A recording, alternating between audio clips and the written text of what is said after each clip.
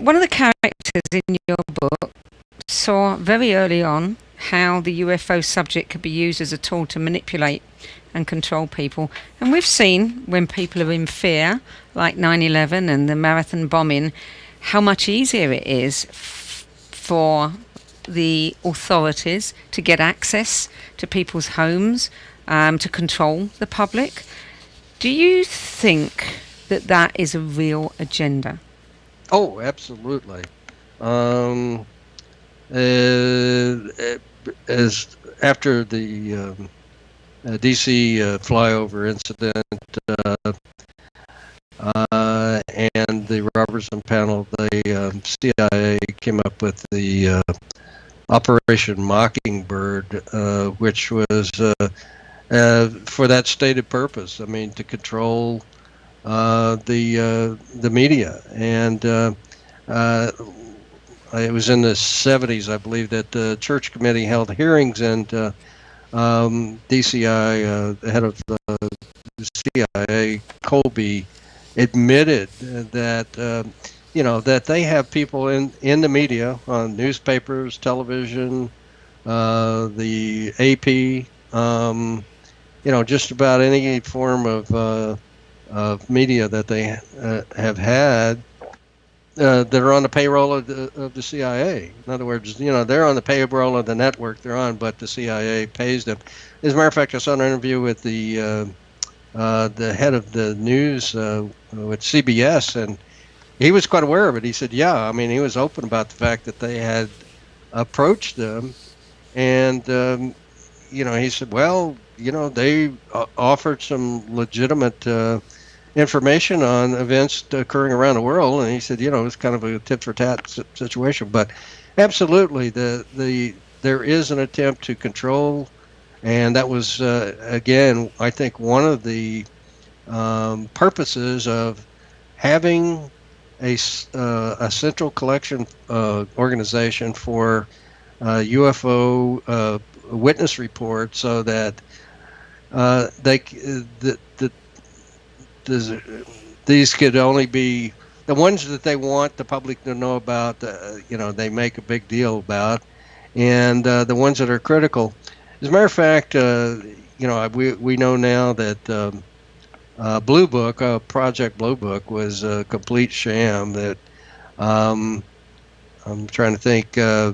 Howard Blum, in his book Out There, quoted a FOIA report, a Freedom of Information Act communication that he had obtained, that quoted a high-ranking general as saying, well, of course we didn't include the most critical UFO cases in Project Blue Book. There were national security issues involved. So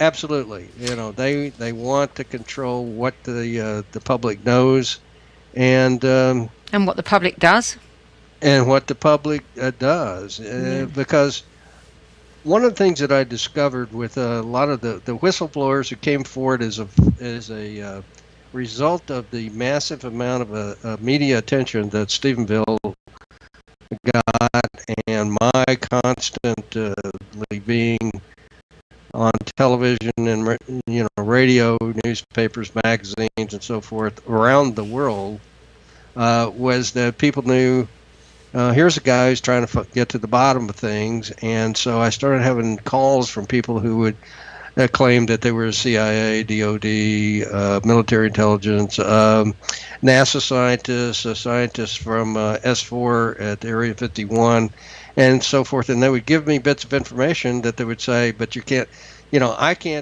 can't let anybody know that it was me, because, I could end up dead. I mean, I'm not supposed to be telling people this. So that's the reason that my book had to be a novel, of course, is because I couldn't disclose my sources. But the bottom line is that there are very powerful factions who both for disclosure and against disclosure.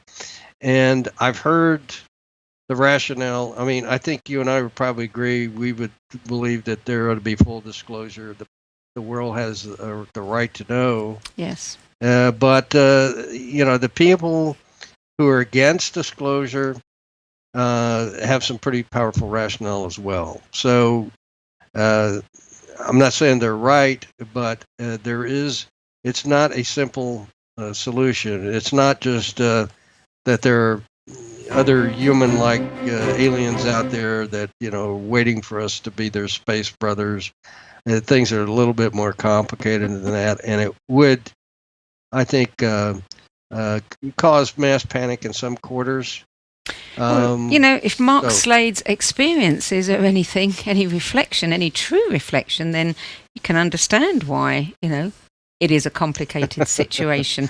I mean, right. Slade was tasked after all of his adventures, and we'll go into those in a bit, by the good guys to write a fictionalized book about the various issues around disclosure. And you wrote a fictionalized book. So how closely do Marc's experiences follow your own?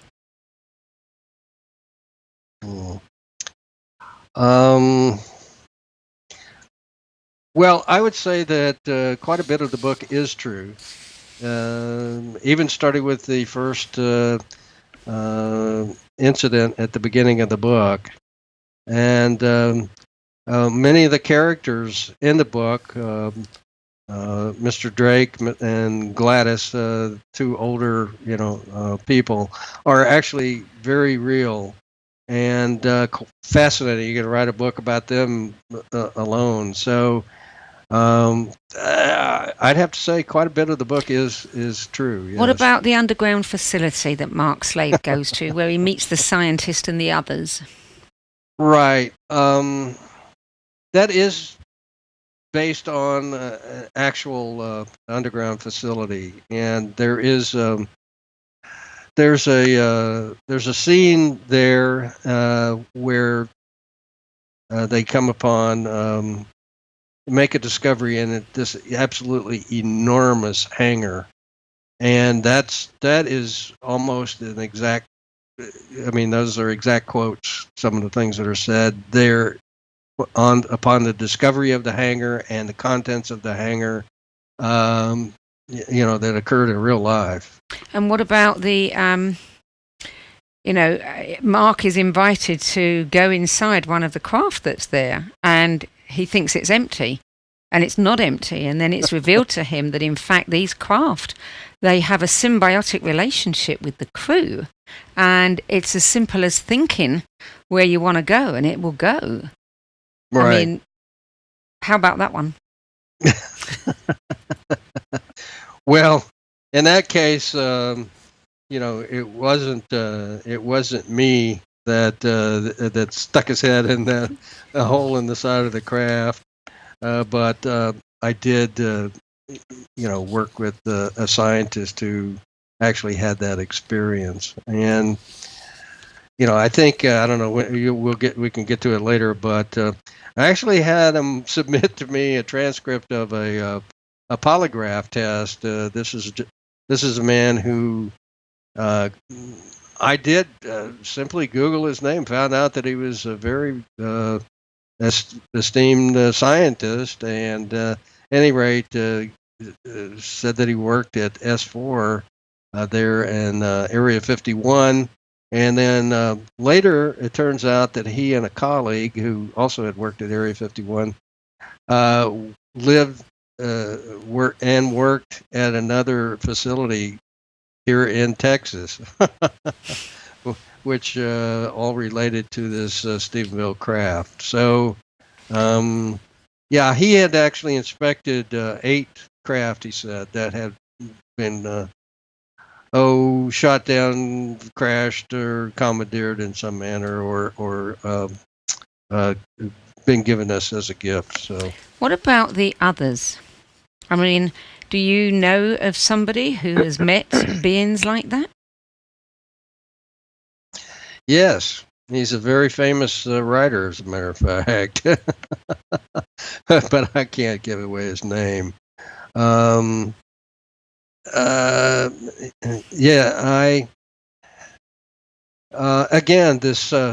these two scientists, and I mentioned the one at first, but they're Actually, there were three. One was initially contacted by a gentleman who is still out there at the Area 51 area, and he said to contact these two scientists that I work with here at S4, and they're now on another project there in North Texas. And he said, I think you'll find it's related to the Stephenville events. But at any rate, all three of them made claims that they had worked with these beings there at S4. And then, of course, the ones here that had relocated to Texas worked with them here. So apparently we have been working in cooperation with, and that's kind of a Loose word. Yeah, to use when you're dealing with these beings. But you have a choice. Yeah.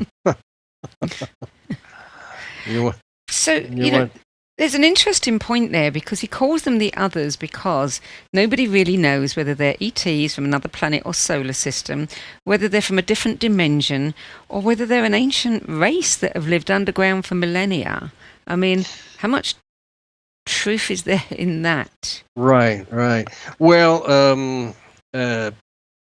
Paul Hellyer, who was the former Canadian Defense Minister, claims that I think something like 17 different species of extraterrestrials are visiting the Earth.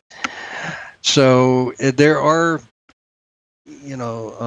different types of beings, and some are.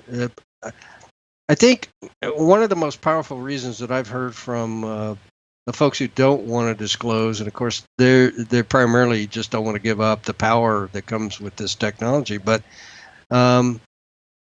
they believe that people would not. They just couldn't sleep at night. Putting it mildly, they would cause chaos if folks realized that all UFOs are not powered by ETs, in other words, extraterrestrials. That many of them have lived here for a millennium, and that they share the planet with us.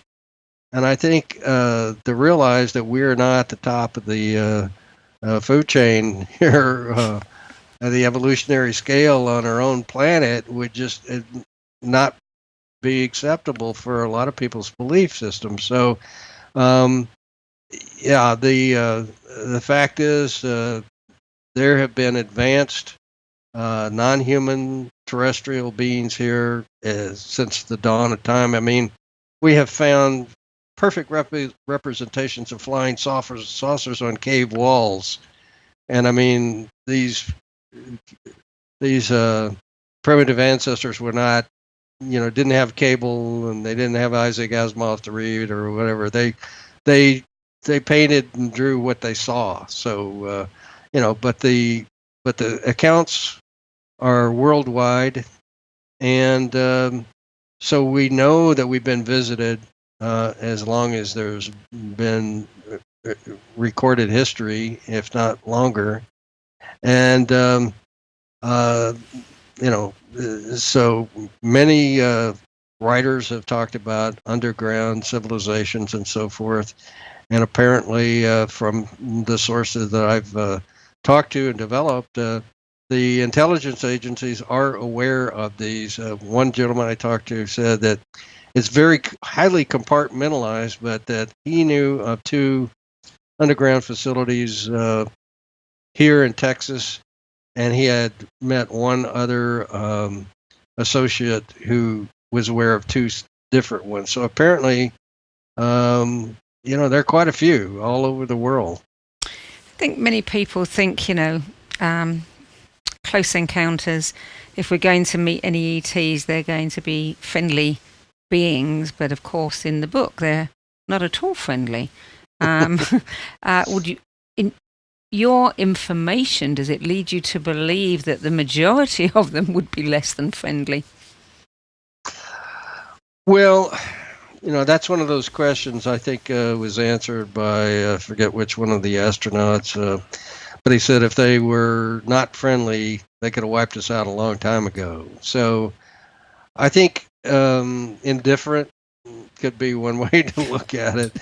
And as somebody said, Um, do they like or hate us? Well, do you like cows? Sure, but do you you eat cows? Yes.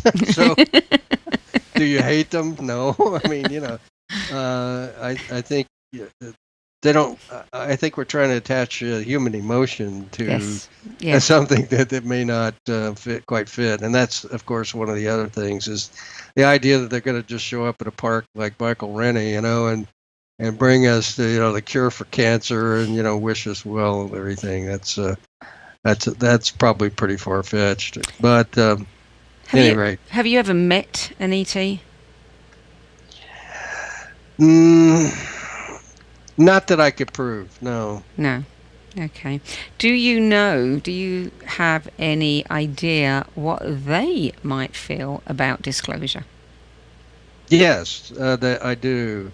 And I try to make that part of the theme of the book is that there are really three factions in this disclosure question. One is the people who uh, don't want to disclose, the ones who want to disclose, and the others. Um, I, I have a source who is worked for the NSA, and he's a scientist, and he had developed a system for nuclear submarines. And so when they were taking it out on a test run up in the North Atlantic, um, he of course had all the required clearances and everything to be on board for his own test of his own system. But at any rate, um, he was near the radio shack or the radar shack rather, and the radarman yelled out, "Fast walker!" And he said he leaned over and looked at this big screen, and this USO just shot past them at incredible speed. And he turned to this admiral that was there for the test, and the admiral just shrugged his shoulders and said, "We see those all the time."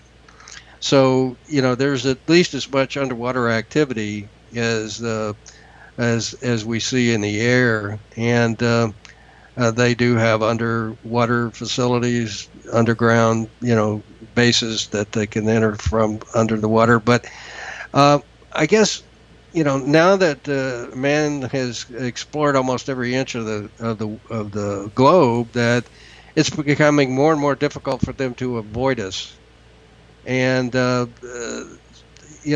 the sake of not upsetting the apple cart, they've tried to make themselves, not so obvious, but it's getting more and more difficult. So that's part of their motivation, if you want to call it that, for them wanting disclosure. As a matter of fact, back in January of 2008, when it was receiving so much press, I received a call from an old friend of mine, Jim Mars, who you probably know. But anyway, Jim wrote Crossfire the Plot to Kill Kennedy and became a bestseller and was made into a book by Oliver Stone and so forth. But anyway, he's been a top investigative reporter now for over 40 years. And as such, he's developed quite a few very reliable sources. But anyway, Jim called me up and he said, Ken, I've got a gentleman that has been a very reliable source for some time that wants to talk to you. And he said, and I said, yeah, I'd love, he's got something to say about Stephenville, that is. And I said, you sure? I'd love to talk to him. So at any rate, the crux of the conversation was that he said in a few days, which would be put it around the first week or so of February 2008, he said there's going to be a special meeting of people from the 7 top nations that have of people that are in the know. I mean, about the UFO and ET situation. And he said this Stephenville event has gotten everybody shook up, and so they're going to meet to discuss it. So I said, well, if it's going to be secret, I'm not sure how much that helps me, but I appreciate that. Well, it turns out that later on there was some reporting of this event, and I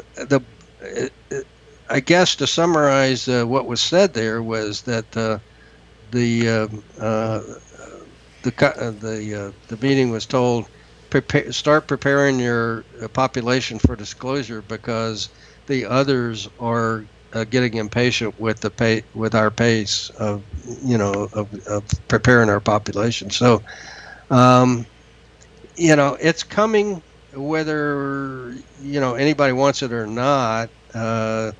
They will in shows like DC, like Stephenville, like the Phoenix Lights, like O'Hare, like Belgium, like Rendlesham Forest. They will make these kind of appearances in front of massive numbers of witnesses on a more frequent basis until it's undeniable. So they'll force the issue. Right, and force the issue. It's only how our governments actually handle things at that point, whether they crack down in a totalitarian manner or whether it's more of a benign type of, the president getting on television and saying, okay, here's the deal, folks. We've been in contact with them since the, Roswell, and, we're working on technology that we've withheld from the world that would give us free energy. And, I think the chances of all that are about nil, but that's the most optimistic manner that might come about. So someplace in there in between maybe is what we'll get. Ken, we're almost out of time. Let me ask you this. Can we expect to see another Marc Slade adventure full of things that you haven't yet told us about? Well, I did plan on a series based on actual investigations and, yes, information that I wanted to get to the public. But this one practically wrote itself. I woke up in the middle of the night from time to time. You just had to come in and write down, page after page. So, people have wanted me to write a sequel, and so we'll see. Well, it's a rollicking good read, I'll say that, and it's certainly eye-opening, and if one can just, pick one's way through it and, take it with a little sense of warning, then, Right. I'm sure people will thoroughly enjoy it. I understand that if people want to buy a copy of the book from your website, epicvoyagers.com, that you will personally sign them. Is that correct? Yeah, I'd love to. So they can put their information on there, sign it. They can purchase it through PayPal, and I'll ship it out probably within a day or two. So appreciate that. Well, Ken, I look forward to talking to you again when the next one's out and learning more. Thank you. I enjoyed it. Thank you for being with us. Bye-bye. Bye. Wow. Well, no more secrets indeed. So if you want to buy that book, you can go to epicvoyagers.com, and it really is a good read. It's the sort of thing that you'll want to stay up all night to read. That's all from us.